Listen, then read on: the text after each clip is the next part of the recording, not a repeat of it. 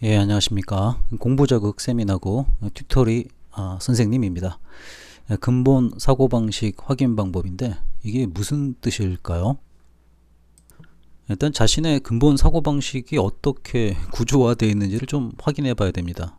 그래야지 이제 정체성을 바꿀 때 조금 더 편하게 할 수 있고, 또 엄마나 아빠 입장에서는 자녀의 근본 사고방식을 일단 알아야만 됩니다. 그래야지만 그 자녀나 또는 본인의 그 정체성조차도 바꿀 수 있는 근거가 됩니다. 부담 없이. 사고방식 전체를 다 바꾼다는 것은 사실상 그 말이 안 되죠. 굉장히 복잡합니다.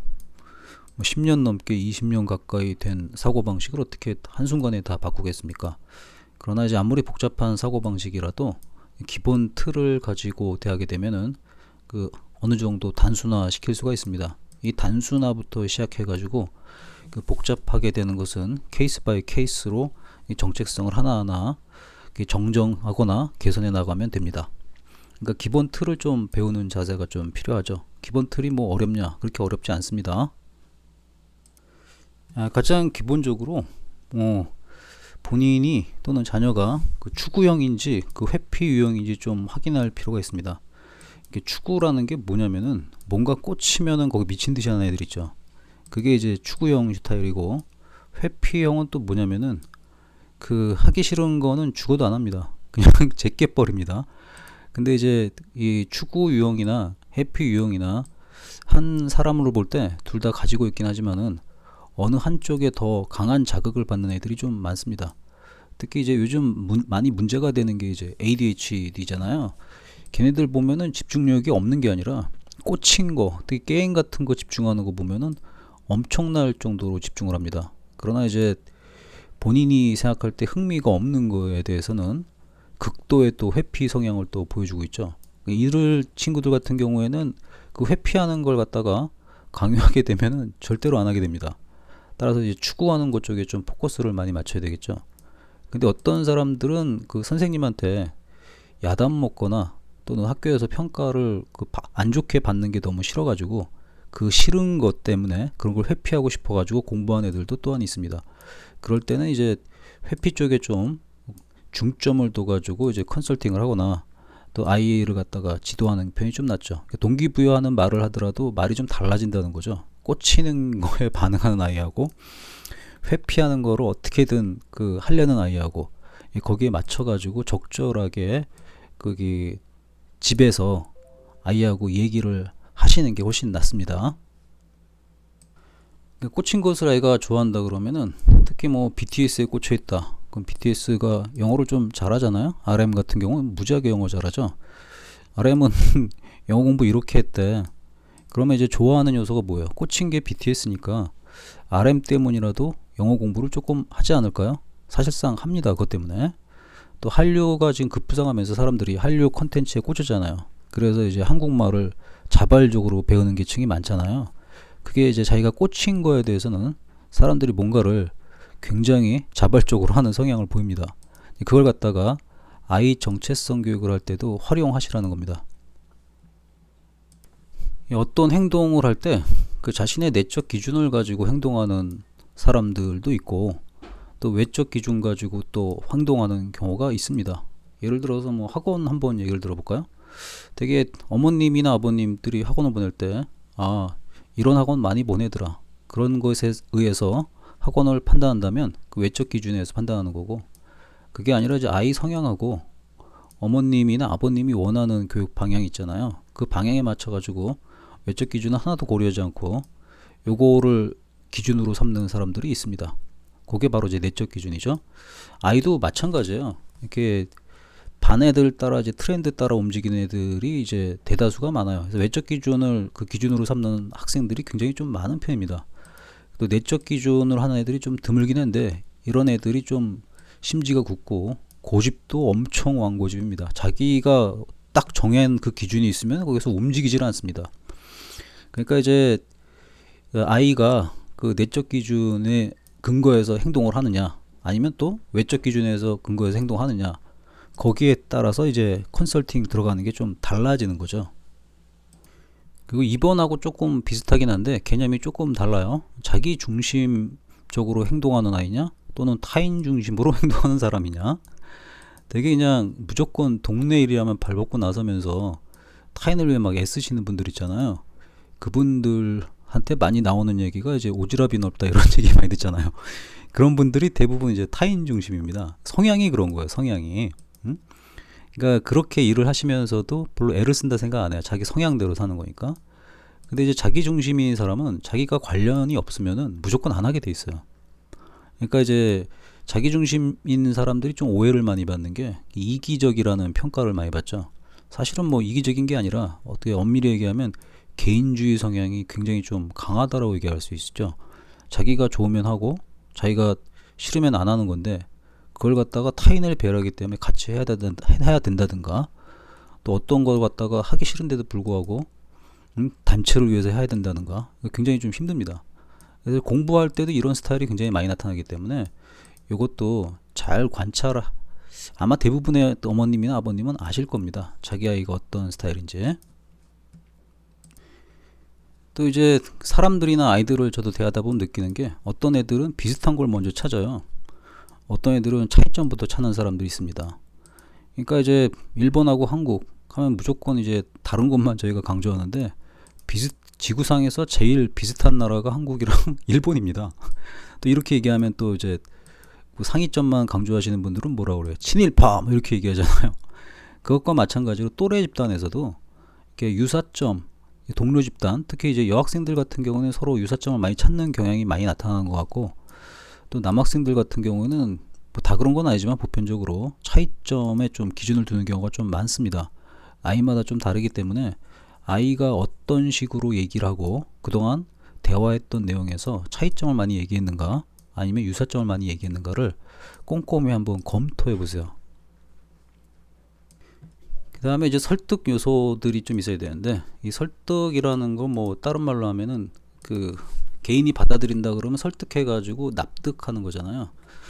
그러니까 이제 받아들여야 된다는 거죠. 그 뭐 얘기하는 쪽에서는 설득의 얘기지만 그걸 설득을 듣고 상대편이 받아들이게 되면 그건 납득이잖아요. 스스로는. 그러니까 이제 납득할 때 이제 필요 요소들을 좀 잘 생각을 좀 해보셔야 돼요. 이게 특히 이제 세 가지로 나눠 볼 필요가 있는데요. 일단 이제 시각 정보에 민감한 애들이 있고, 어떤 아이들 같은 경우는 청각 정보에 좀 민감하고, 어떤 아이들 같은 경우는 이제 체각 정보에 좀 많이 민감한 아이들이 있습니다. 그러니까 시각이라는 것은 이제 색깔 뭐 그런 것들에 굉장히 민감한 애들 있죠. 여학생들 같은 경우는 시각하고 청각 둘 다 또 예민하죠. 어떤 애들은 또 청각에 무지하게 예민한 애들이 있어요. 100m 밖에 있는 데서 자기 험담하는 거 다 듣는 애들도 있습니다. 또 이제 시각하고 청각은 그렇게 민감하진 않지만 그 몸으로 하는 거 잘하는 애들 있죠. 체육 잘하는 애들. 그리고 뭐 체육 잘하고 운동 같은 거는 규칙 같은 거 금방금방 습득하는데, 공부를 하려고 그러면은 공부라는 게 대부분 뭐예요? 공부라는 게 이제 시각 정보하고 청각 정보이기 때문에 학교 공부에서 두각을 나타내지 못한 애들 대부분이 시각 정보나 청각 정보를 받아들이는데 능숙하지가 않고 오히려 그 체각 정보에 능숙한 아이들이 좀 많습니다. 그러니까 몸으로 느끼는 거. 그럴 경우에는 그 시각 정보라든가 청각 정보를 갖다가 체각화 시켜서 설명해 주면 잘해요. 예를 들어 가지고 뭐 전자의 이동을 설명한다 그러면은 그 전자 자체가 하나의 서핑 선수가 돼 가지고 전류의 흐름을 타고 돌아다니는 것을 상상하게 권장한다든가, 그런 식의 패턴의 설명으로 곁들이게 되면 이해를 잘하는 경우가 많아요. 그래서 학생들 가르치다 보면은 이렇게 설명 방식에 따라서 받아들이고 못 받아들이는 게 생기는데, 그게 이제 대부분 시각 정보고 청각 정보에만 집중을 하기 때문에 한 번 이해 못한 애들은 계속 이해 못해요. 그런 애들이 되게 공부 못한 애들이거든요. 그런 애들은 관점을 바꿔서 운동한다는 관점에서 한번 가르쳐 보면은 흡수를 잘하는 경우를 제가 굉장히 많이 발견을 했습니다. 그래서 시각 정보, 청각 정보, 체각 정보에서 아이가 어느 쪽에 좀 많이 민감한지를 좀 관찰할 필요가 있습니다. 그리고 이제 사람마다 좀 차이가 많이 느껴지는 게 그 납득하는 횟수도 좀 중요합니다. 같은 얘기를 딱 한 번 듣고 받아들이는 사람이면 얼마나 좋겠습니까? 전부 다. 근데 대부분의 사람은 그렇지가 않다는 거예요. 한 번에 딱 알아듣고 실천하는 아이들도 있고, 여러 번 얘기해야지 이제 한번 해볼까라는 생각하는 사람도 있고, 또 기간별로 규칙적으로 설명해 줬을 때 비로소 납득하는 애들도 있고, 어떤 사람 같은 경우는 끊임없이 얘기해 줘야 되는 사람도 있습니다. 끊임없이. 그래서 이제 여기에 설득하고 납득의 필요 요소 중에서 맨 끝에 부분 때문에 제가 늘 하는 얘기가 있습니다. 교육이란 수천 번, 수만 번 반복할 각오가 있어야지 하는 업이다. 이런 얘기를 제가 많이 하거든요. 그게 바로 이것 때문에 그래요. 그러니까 수천 번, 수만 번 반복을 해야지 그제서야 이제 해야겠다라고 느끼는 아이들도 있다는 거예요. 그러니까 이제 이거를 가지고 어머님들이나 아버님들이 한번 알아듣게 얘기했다 하는데 애들은 곧 까먹습니다. 까먹기 때문에 아이가 납득하거나 설득당하는 스타일을 잘 보세요. 한 번에 되는 애들도 있고, 여러 번에 되는 애들도 있고, 기간별로 규칙적으로 해줘야지 되는 애들도 있고, 지속적으로 되는 애들도 있어요. 그러니까 아예 마음을 지속적으로 내가 아이한테 이 얘기를 해야 된다. 얘기할 땐 어떻게 해야 돼요? 똑같은 얘기를 하는 게 아니라 스토리를 바꿔서 얘기해 줘야 됩니다. 가능하면 좀 재밌게 자극적으로. 가능성하고 필요성, 이 두 가지 중에서 좀 장래 비전을 보고 움직이는 스타일이 있고요. 그걸 이제 가능성이라고 제가 정의하고요. 그 필요성이라는 것은 지금 당장 필요할 때 하는 거겠죠. 특히 이제 그 학원 상담이나 교육 상담하다 보면은 이런 표현을 쓰시는 분들이 많아요. 급해요, 이런 분들.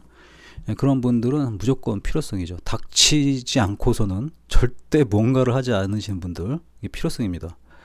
근데 이제 가능성이라는 것은 계획성도 있다는 것이고, 앞으로 이렇게 된다 그러면 그쪽에 대해서 이제 투자를 할 수가 있는 것들이죠. 그러니까 이 꽃님반을 처음 시작했을 때 그 홍보도 안 하고 알리는 과정에서 바로 등록하신 분들 같은 경우에는 이 필요성을 갖다가 미리 느끼신 분들입니다. 그래서 가능성을 보고 바로 투자하시는 분들이죠. 근데 이제 1년 정도 지나고 나서 들어오신 분들은 가능성도 있고 필요성도 있겠지만은 그 제가 보기에는 이제 필요성 부분에 초점을 맞춰서 들어오신 분들이라고 저는 판단을 그렇게 내리고 있습니다. 그래서 학생들 볼 때도 공부를 왜 해야 되냐 뭐 이런 얘기 많이 하잖아요. 그래서 저는 이제 가능성하고 필요성을 갖다가 다 두리뭉실하게 잡아가지고, 공통의 테마가 뭐예요? 대학 진학이잖아요. 그래서 대학을 시작할 때 대학 가냐 안 가냐로 시작하고, 대학 안 간다 그러면은 더 이상 교육 필요 없고 필요성이 없는 거잖아요. 거기에 뭐 온갖 미사여구를 붙여가지고 얘기해봤자 별로 필요 없습니다.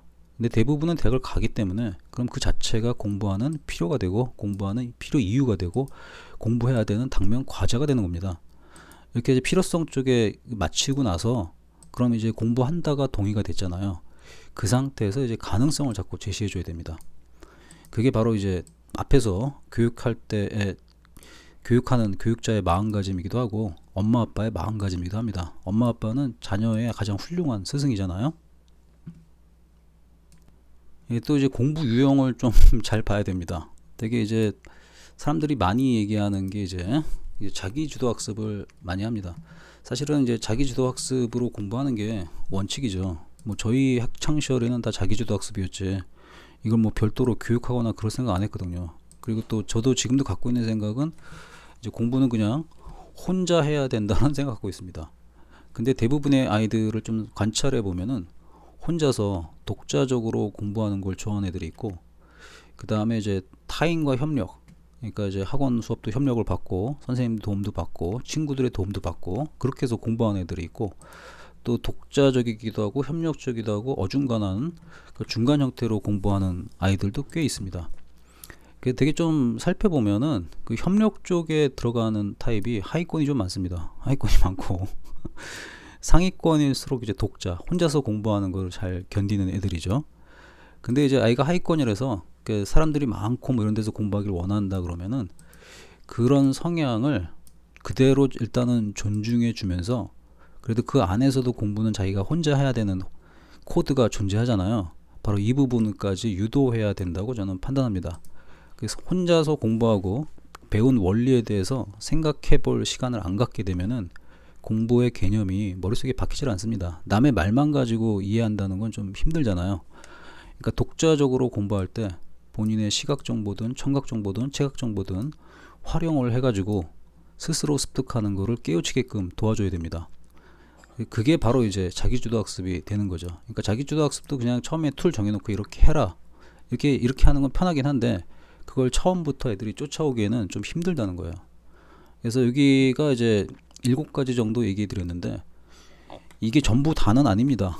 여러 가지 유형도 있지만 일단 기본적으로 이 7가지 틀 내에서 그 학생이라면 그 본인을 한번 돌아보면서 판단을 해보고, 또 학생이 아니고 학부모라면 자기 자녀를 갖다가 한번 관찰해 보셨으면 좋겠습니다. 먼저 자기한테 대입해 보세요. 자기가 어떤 타입인가. 그러면 금방 좀 답이 나올 것 같습니다. 저 같은 경우에는 꽂힌 거 하는 거 되게 좋아합니다. 그리고 이제 기준 같은 내적 기준을 많이 쓰고 있고요. 또 중심도 타인 중심보다는 좀 자기 중심적이기 때문에 그렇지만 이제 나이가 있다 보니까 타인을 배려하는 사회 코드를 배운 거죠. 그 유사점하고 상이점인데 저 같은 경우는 유사점보다는 일단 차이점을 좀 많이 찾는 스타일이고요. 또 납득할 때 필요한 횟수는 저는 한 번이면 됩니다. 한 번 딱 받아들이면 그냥 그 다음부터 이해하는 스타일이고요. 또 가능성하고 필요성이 있는데 일 같은 거 할 때 저 같은 경우는 이제 가능성을 보고 일을 좀 많이 하는 편이고, 그다음에 필요성 같은 경우는 생활에서만 이제 필요성, 생활 뭐 물품에서 가능성이 좋다 이런 건 신경도 안 씁니다. 당장 필요한 것만 씁니다. 그리고 저의 이제 공부하거나 일하는 유형을 살펴보면은 혼자 일하는 걸 굉장히 즐기는 스타일입니다.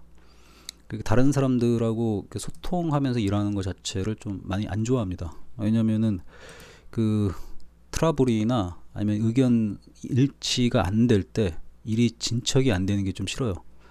틀리더라도 그냥 내 맘대로 하고, 틀리면은 그냥 평가받고 고치고 뭐 이런 걸 좋아하는 스타일입니다.